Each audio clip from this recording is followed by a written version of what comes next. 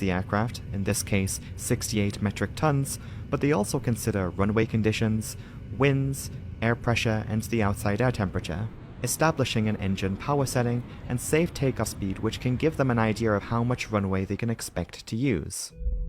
By 8:40, the doors are closed, the jetway unplugged from the plane. As usual, the crew request pushback and startup from the gate, and they fire up the plane's 3 engines. Flight 940, as expected, taxis to runway 05 left. It's going to be a northeasterly departure this morning. They'll fly out and turn left over Mexico City. During the taxi, the captain notices something strange about the aircraft, commenting that the plane feels unusually heavy or sluggish. It's as if the plane is having a little trouble in getting moving. By 8:50, they find themselves in position on the runway, and the tower clears them for takeoff. Accelerating down the runway, the captain again comments on that heavy, sluggish handling of the plane. Investigators would later hear this frustration on the cockpit voice recording. If we try putting ourselves into the shoes of the captain for a moment, he knows the flight is packed, but even as a heavy plane and at a hot and high airport like Mexico City, it still doesn't feel quite right compared to the many other similar journeys he would have done. They have the correct power setting and have correctly calculated the aircraft's performance, but the captain feels the plane is lagging behind on the runway compared to where he thinks it should be. Despite this, according to the instruments in front of him, everything appears to be working as it should. He doesn't call to abort the takeoff, rather commenting that they should increase the engine power to full throttle. Eventually, the aircraft reaches rotation speed 11 seconds later than expected, utilizing more of the runway than they thought. The pilots lift the Boeing 727 into the air, and at this point, now airborne, everything appears to return to normal. The landing gear is retracted, and the wheels are pulled up into the wheel well. Navigating out of Mexico City, Captain Sistos turns the plane west towards the Pacific Ocean. Flight 940 soars high, leaving Mexico City behind, setting sail out over the Mexican countryside.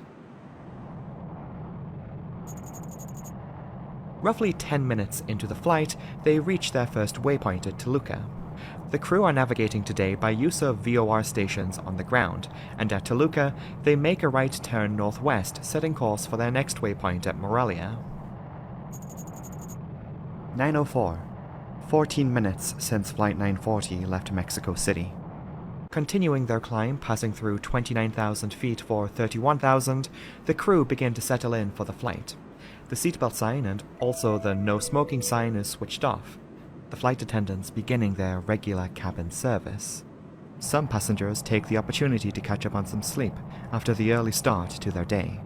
It's all routine, the crew expecting a smooth day today.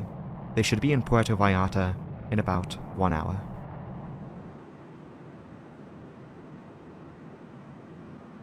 An explosion rips through the plane.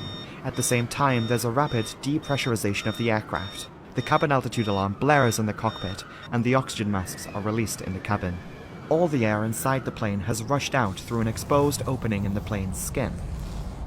Passengers begin to feel the sensations that come from sudden exposure to such high altitude, and with the air being so much thinner up here, they require an oxygen supply, lest they be left to face the onset of hypoxia if they don't get to a suitable altitude soon.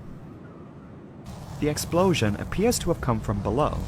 The cabin flooring at the plane's midsection has been blown apart. Captain Sistos and his crew immediately spring into action. Hitting their oxygen supplies, the captain calls for an emergency descent. He needs to get his plane to below 10,000 so that his passengers can safely breathe. Against the clock, they send out a distress call to the ground, requesting a lower flight level and a return to Mexico City. Controllers in Mexico Center clear the flight on a right turn, making a direct for the airport. However, Captain Sistos begins to realize that Mexico City may not be close enough. He is quickly discovering difficulty in controlling his plane, and Engine 1 appears to have failed. Things continue to get worse as a flight attendant has come to the cockpit. She announces to the flight crew, "Fuego, fuego en la cabina."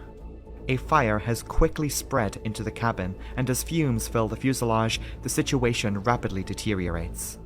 Though it is impossible to know what exactly was going on in the cabin during this time, we can surmise that the flight attendants may have acquired the several fire extinguishers on board as a means to fight the fire, or even may have been moving about the cabin with portable oxygen, directing passengers towards the front. Though it was a packed flight, there is nowhere to go, and dozens would have squeezed into the forward cabin. In the cockpit, the pilots recognize that there is no time to fly all the way back to Mexico City. Flight 940 needs to land immediately. From their current position, Morelia is closer.